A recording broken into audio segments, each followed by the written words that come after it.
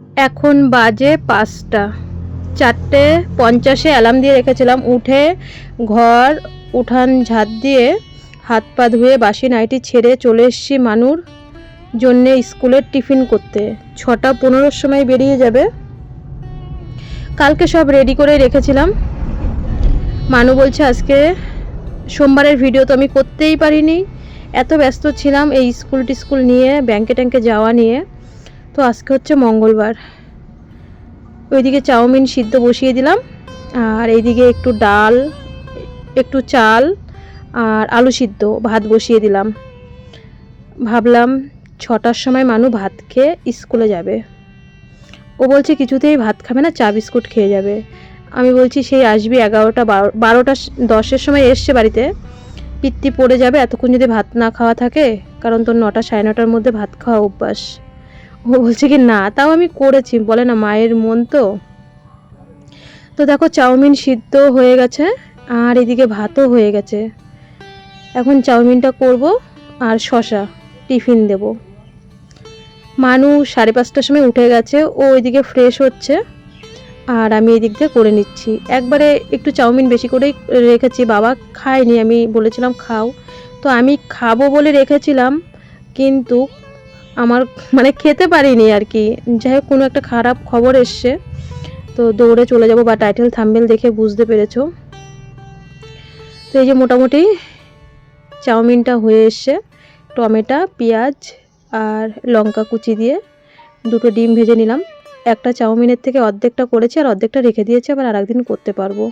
তো বেশি করে দিয়ে দেবো, একটু বান্ধবীও তো আছে, বলছে বেশি করে দেবে। ওই যে মানু দেখো ফ্রেশ হয়ে এসছে। আমি বললাম এত সকালবেলা স্নান করতে হবে না, এসে স্নান করবি, মানে বেশি করে গায়ে হাত মুখে জল দিয়ে নে, 5:30 বাজে মাত্র। আর ওর তো সপ্তাহে ব্যস্ত, যেন আগে আগে অগ্রিম রেডি হয়ে যায়। তো এদিকে মোটামুটি সব কমপ্লিট হয়ে গেলো, এখন টিফিন গোছাবো। একটা শশা দিয়েছি, পেয়ারা ভাবলাম একটা দিয়ে দিই, ওর ব্যাগে একটা আস্ত পেয়ারা দিয়ে দিলাম, কারণ এত ভোরবেলা পেয়ারা কাটলো ওই পেয়ারাটা দাগ দাগ কালো কালো হয়ে যাবে। আর এই যে শশা, আর এই যে ওর টিফিন চাউমিন। টিফিনটা ঠান্ডা করতে দিয়ে এসছি, বোতলে জল ভরে দিলাম। এখন ওকে একটু ভাত খাইয়ে দেবো, আলু সিদ্ধ ডাল সিদ্ধ ঘি দিয়ে। খাবে না কিছুই, জোর করে বলছে কি আমি খাবো না। আমি বললাম রান্না যখন আমার হয়ে গেছে, একবারে বাবারটাও করে ফেলেছি, পরে আবার খাওয়ার সময় গরম করে দেবো। তো এই যে মেখে দিলাম। আমি বললাম চা বিস্কুট খেতে হবে না, চা কী জিনিস খায়, আমিও এখনও চা খাইনি। আমি বললাম তুই স্কুল থেকে এসে পরে চা খাস, মানে ওর আবার মাঝে মধ্যে দুপুরবেলা চায়ের নেশা ওঠে আমার বাবার মতন। তো মানু দেখছে যে ওর বান্ধবী এসছে কিনা। রানী যাবে না, সুইটি যাবে। তো সুইটি না আগের অটোতে চলে গেছে, মানে 6:10-এর অটোতে, মানু গেছে 6:20-এর অটোতে। সুপ্রভাত সবাইকে, সবাই কেমন আছে? আশা করি সকলে ভালো আছে, আমি মোটামুটি আছি। তো মানুকে এই যে এখন বাজে 6:30 অটোতে তুলে দিয়ে এসে এই যে চা করলাম। ভাবা যায় সেই 4:50-এ আমি বললাম মানু 5টা বাজতে 10 মিনিট বাকি, তখন অ্যালার্ম দিয়ে, তো তখন অ্যালার্ম দিয়েছে, উঠেই ঘর উঠান ঝাঁট দিয়ে নাইটি ছেড়েই রান্নাঘরে চলে গেছি। তো চাউমিনও এখন রয়েছে কড়াইতে একটু, আর ডাল সিদ্ধ আলু সিদ্ধ ভাত করলাম। তো বাবা যখন খাবে, দেরি আছে 9টার সময় খাবে, তো তখন আর কি গরম করে দেবো। তো তখন উঠে আমি আজকে চাও খাইনি। ভাবা যায় যে উঠেছি 1.5 ঘন্টা 2 ঘন্টা হতে গেছে, চা খাইনি। তো এই যে এখন একটু লিকার চা করে নিয়ে আসলাম। বাবা মাত্র উঠেছে, চা দিইনি, মাত্র উঠেছে। মানুষ যাওয়ার সময় ডেকে থুয়ে গেলো, দাদু ওঠো আমি স্কুলে চলে যাচ্ছি। তো এখনও দোকান ঘর ঝাড় দেবে, দোকানে পুজো টুজো দেওয়া টেয়ার ব্যাপার থাকে। তো যাই হোক, চলো ভিডিওটা কন্টিনিউ দেখতে থাকো, আশা করি ভালো লাগবে।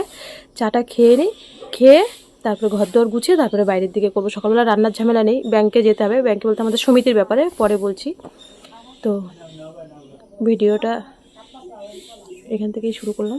চা খেয়ে একটু ফোনটা দেখলাম, দেখে 10 মিনিট মতন রেস্ট করে এবার কাজে লাগি, তারপরে হয়তো আর সারাদিনে রেস্ট পাবও না। তো বিছানার চাদরটা পাল্টাবো, পাল্টিয়ে একটা সুতির চাদর পাতবো। এই চাদরটা ভীষণ ভয়েল, মানে কি বলবো, এই চাদরটা পাতলে এত গরম লাগে বলার মতো না।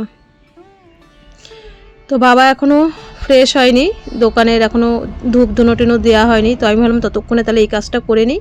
বাবাকে যখন চা দেবো তখন তো আমি আবার আরেকবার চা খাবো, তাই না? তো আমার মোটামুটি ঘর দুয়ারও গোছানো কমপ্লিট হয়ে গেলো। দেখো তাড়াতাড়ি উঠলে না, তাড়াতাড়ি ঘর দুয়ার গোছানো হয়ে যায়, বিছানা গোছানো হয়ে যায়। আর লেট করে উঠলে আমার তখন ওই গোছাতেও লেট হয়ে যায়। তো আজকে খুব তাড়াতাড়ি সব সকালবেলার কাজ হয়ে যাচ্ছে। আর সত্যি কথা, যেদিনকে ওই 4টে 4:30টায় উঠি সেদিনকে কিন্তু খুব তাড়াতাড়ি সব কাজ কমপ্লিট হয়ে যায়।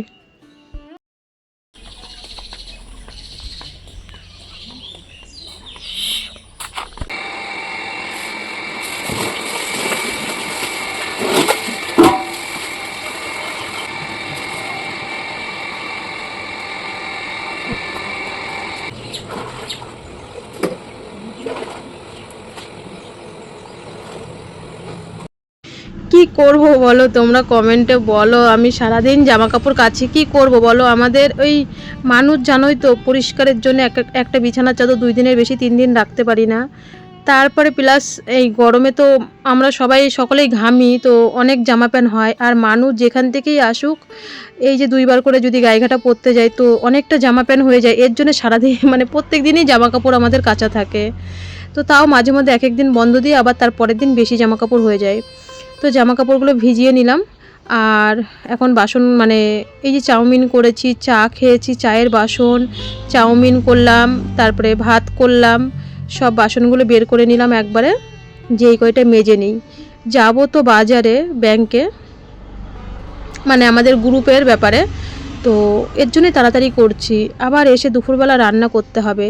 যতটা কাজ পরিমাণে আমি গুছিয়ে থুয়ে যাব, না হলে এসে তো ওই গরমের মধ্যে আমার করতে হবে। আর এখন তো বেশি বাজে না, মাত্র 8টা বাজে। তো এই যে বস্তা দুটো কালকে ধুয়ে দিয়েছিলাম, বৃষ্টিতে ভিজে গেছিলো। এইখানে আমি সব মানে মাঝে মধ্যে তোমাদের সাথে ভিডিও শেয়ার করি, মাঝে মধ্যে শেয়ার করতে পারি না। এখানে সকালবেলার থেকেই রোদটা আসে বারান্দায়, তো এখানে আমি বাসনগুলো না উপর করে রাখি, তাহলে কি কোনো গন্ধ বাতাস কিচ্ছু থাকে না।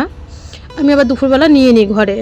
তো বাসনগুলো উপর করে এইদিকে দেখো, এগুলো সব কেচে এখন ধুয়ে একবারে স্নান করব। মোটামুটি আজকে না 8:30টার সময় হচ্ছে মানে সব কাজ হয়ে গেছে। আর বললাম না, এই মাসটা পড়ার পরের থেকেই একটার পর একটা খারাপ খবর। তো আমাদের বাড়ির পাশে একজন মারা গেছে, সেই দাদা আমি জানিই না যে ভোর রাতে মারা গেছে।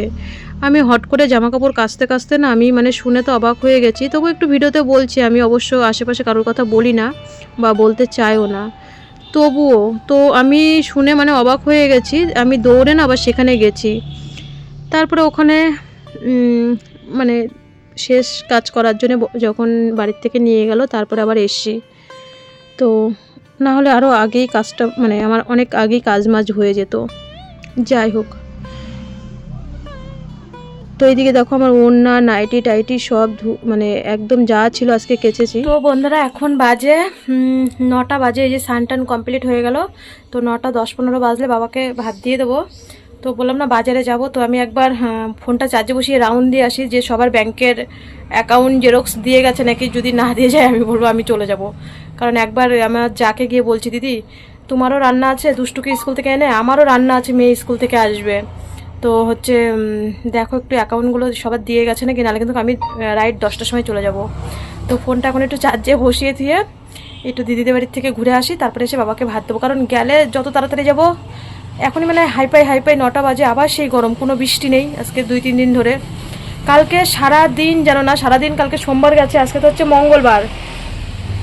ওই আমি ব্যাংকে 2 ঘন্টা মেয়ের জন্য আর কি 2 ঘন্টা লাইন দিয়ে দাঁড়িয়ে থাকার পরে তাহলে বলে দে যে আমার মানুর কেওয়াইসি ঠিক হয়নি না। আমি 2 ঘন্টা লাইন দিয়ে দাঁড়িয়ে থাকার পরে সেই 10টায় গেছি, 11টা 40-এ, মানে মনে করো আসতে তো 2 মিনিট বা 5 মিনিট লাগে আসতে। আমি সেখানে 5 মিনিটই ধরলাম। আমাদের বাজার তো খুবই কাছে, আর বাজারের অনেক আগে আমাদের ব্যাংক। তো বলছে 1 ঘন্টা 40 মিনিট লাইনে দাঁড়িয়ে থাকার পরে বলছে কি তোমার মেয়ের কেওয়াইসি হয়নি। তাহলে কেমন লাগে জানো না। কালকে আমি সারাদিন ওই ব্যাংকে দৌড়াদৌড়ি করেছি, একা হাতে তো সব কিছু করতে হয়। তো এই কারণেই কালকে আমি কোনো রকম ভিডিও করতে পারিনি, সবটাই তো এক হাতে করতে হয়, তাই না। তো এখন যাই, পরে তোমাদের সাথে এসে কথা বলছি। রেডি হয়ে নি। এই যে এখন রেডি হয়ে বেরিয়ে গেছি। তো দাও 20-30 টাকা যাওয়ার মতন ভাড়া দাও। হ্যাঁ ও দাঁড়াও, যাবো চলো এসে বলছি। বন্ধুরা দেখো, এসেই এই যে মানুষজনের দুধ আমি তাড়াতাড়ি এখান থেকেই নিলাম। বন্ধুরা বাজারে গেছি, বাজারে গিয়ে প্রথমে শিখাদির কাছে গেছি, হয়নি আমাদের গ্রুপের সবার এখনো অ্যাকাউন্ট জেরক্স দেয়নি বলে, তার জন্যে তারপরে আমি আবার ব্যাংকে এসেছি, আমার ব্যাংকের বই বন্ধ হয়ে গেছে। আবার ডেপুটি ম্যানেজারের থেকে আবার নাম্বার নিলাম, নাম্বার নিয়ে আবার বাজারে গেছি। শিক্ষার্থীর কাছে আজকে শাড়িটা উঁচু করা পরা হয়ে গেছে, যাওয়ার সময় মানে উঁচু করে শাড়ি পরা হয়ে গেছে। ওই বাজার থেকে এই বাজারে এসেছি, মানে আমার কি লজ্জা লাগছে যে আমি কেমন করে শাড়ি টিন করিনি। আমি জানি শিক্ষার্থীর কাছে হয়ে যাবে, গিয়ে বলছে আমার ইউনাইটেড ব্যাংকের বই বন্ধ হয়ে গেছে।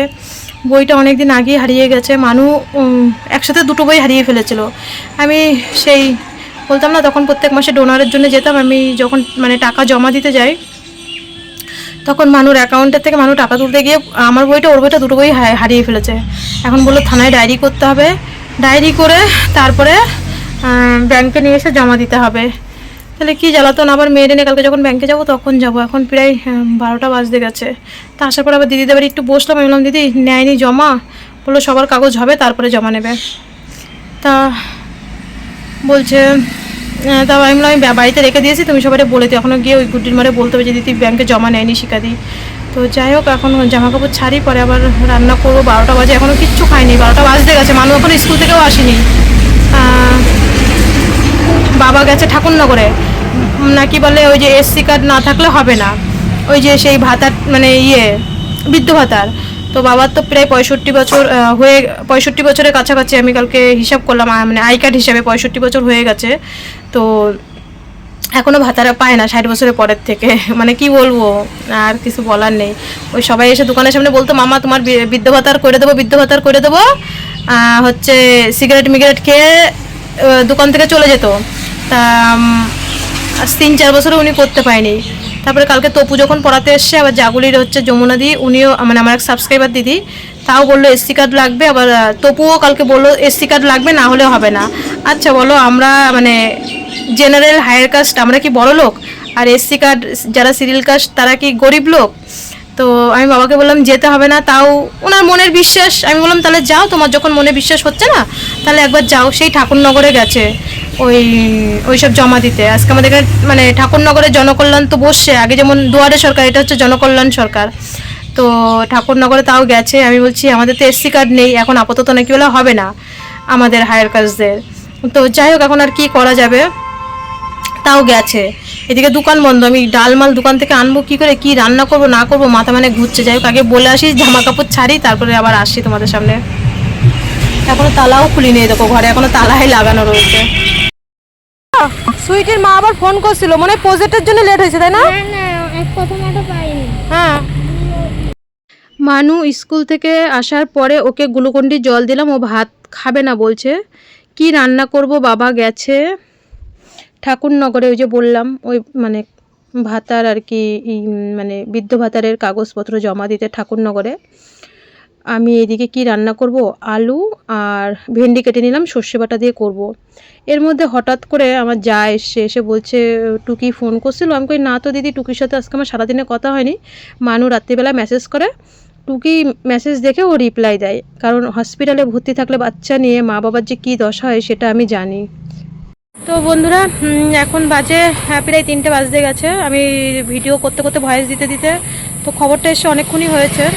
তো আমি বলছি যেতে যেতে, এবার এ বলছে যাবে, ও বলছে যাবে না। আমি বলছি চলো, আমি রাত হয়ে গেলেও আসতে কোনো ব্যাপার নেই, কারণ আমি তো চিনি ওই হসপিটাল থেকে একটা সময় মানুকে নিয়ে আমরা, তখন মানুর বাপি আমার দাদা তো যেতই বড়দা, তখন মানুর এই 1 বছর 2 বছর ওখানে 3-4 বছর অবধি রক্ত দিয়েছি। তো রাত 9টা বাজলেও ওই হসপিটাল থেকে বেরোলে, এবার আমি মেয়ে মানুষ একা একা, তো কেউ যদি মানে দিদিকে বললাম যেতে, এবার দিদি যাবে কি না যাবে। তারপরে দাদা বলছে যে চলো আমিই যাবো। ও আচ্ছা ঠিক আছে।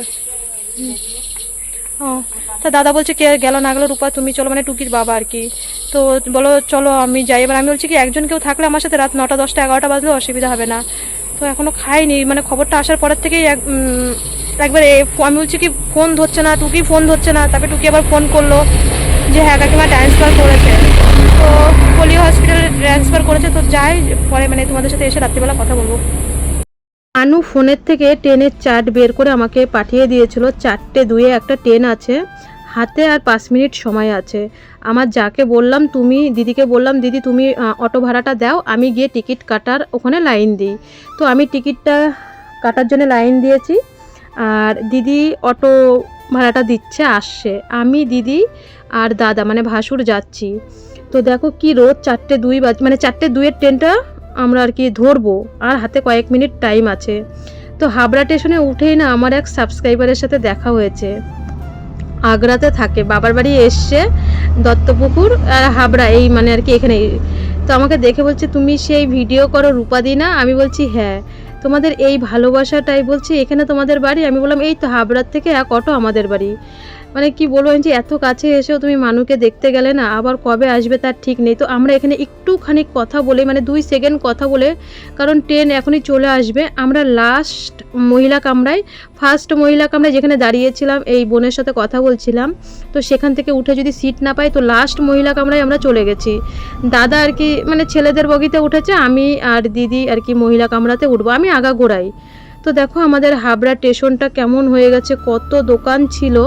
তো হাবড়া স্টেশনে আমি এই যে 2-3 দিন আগেও যে টুকির মেয়েকে দেখতে গেলাম ফুলবাগানে, তখনও দোকানগুলো ছিল পুরো মানে কেমন কি বলবো, শ্মশানের মতন। যখন রাত্রিবেলা নেমেছি একটা দোকান নেই, একটা জলের বোতল কিনবো সেরকম একটাও দোকান নেই, সব দোকান তুলে দিয়েছে।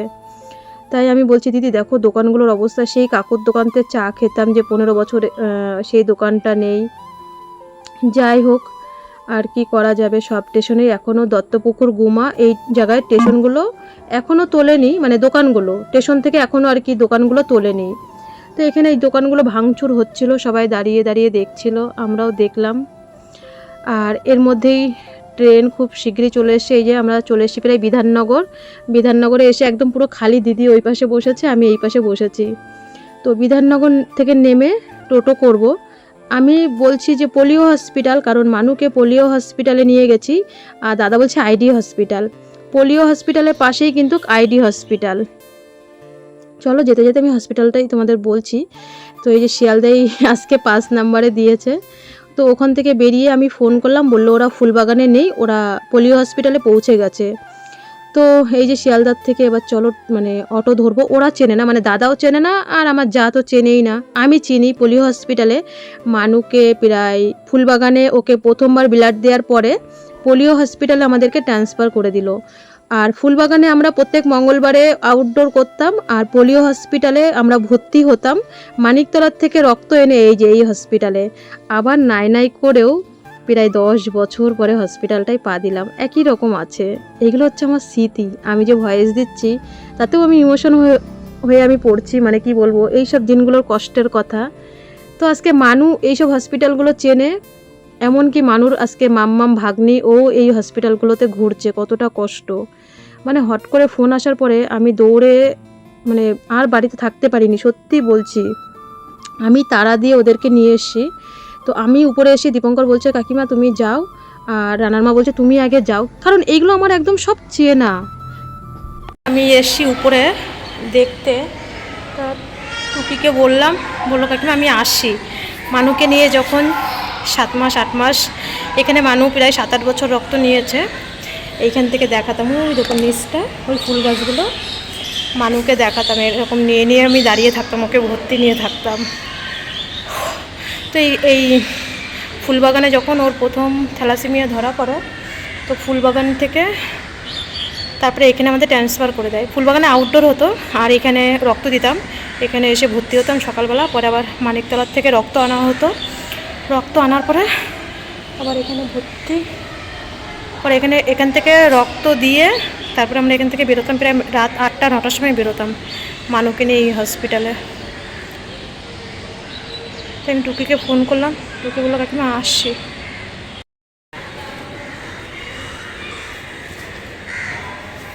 তো টুকিকেও বেরোতে দেয়নি, আমাদেরকেও দেখতে দেয়নি, কারণ আমাদের মাম্মাম এমন জায়গায় রয়েছে ওখানে আমাদের বাইরের জামাকাপড় পরে গেলে ইনফেকশন হবে, আইসিইউর ভিতরে রয়েছে। তো ওর তখন আর কি ইঞ্জেকশন চলছিল বলে 4 ঘন্টা টাইম লাগবে, তো টুকিকে বেরোতে দেয়নি। যাই হোক আমরা ওখানে অনেকক্ষণ থেকে দীপঙ্করের সাথে কথা বলে এখানে দাদা আমাদেরকে, আমার ভাসুর আর কি সবাইকে চা খাওয়ালো। দীপঙ্কর লিকার চা খেলো। মানে আমাদের টুকির মামি শাশুড়ি ছিল, তো প্রথম দিন থেকে আজকে 15 দিন ধরে ওর মামি শাশুড়ি রয়েছে, আমাদেরই পাড়ার বউ। তো ওখানে চা খেয়ে যে আমরা চলে এসেছি, মানে বাসে উঠেছি, বাস থেকে বিসিরাই পোলিওর ওখানে, মানে ওখান থেকে বাস ধরে শিয়ালদায় এসেছি। শিয়ালদা আসার সঙ্গে সঙ্গে দেখলাম একটা 7:30টায় আমাদের বনগা লোকাল দিয়েছে, ট্রেনটা দাঁড়িয়েই ছিল 7 নম্বরে। তো দৌড়ে গিয়ে না আমরা আর কি ট্রেনে উঠেছি, দৌড়ে গিয়ে ওঠা 2 মিনিটের মধ্যেই ট্রেনটা ছেড়ে দিয়েছে, আমরা সিটও পেয়েছিলাম। তো দিদিকে বলছি তাড়াতাড়ি আসো দিদি, এক্ষুনি কিন্তু ওই যে ট্রেন ঢুকে গেছে। তো ট্রেনে না আমি সেরকম আর একটা ভিডিও করিনি, এই যে হাবড়ায় নামার সময় ভিডিও করেছি। তো হাবড়ায় নেমে দেখছি পুরো অন্ধকার, যেই হাবড়া এত বছর ধরে দেখতাম। সম্ভাবনা বেশি হবে। দাদা কই? দাদা চলো আমরা ওইখানে দাঁড়াই আলোর মধ্যে। কি অবস্থা, পুরো অন্ধকার হয়ে গেছে। দাদা নামতে পারছে তো? সেটাই তো বলছি। ওই যে দাদা আমাদের আগে গিয়ে দাঁড়ায় রয়েছে, ওই যে দাদা আগেই হাত তুলছে, ওই যে। তো যাই হোক, এই যে হাবড়ায় চলে এসেছি, এদিকে মানুষ ইঞ্জেকশন দিতে হবে, তাড়াতাড়ি বাড়ি যেতে হবে। দেখো হাবড়ার থেকে বনগা লোকালে এত পরিমাণে লোক নামে, কি ভিড়। তো চলো বন্ধুরা, আজকে টাটা।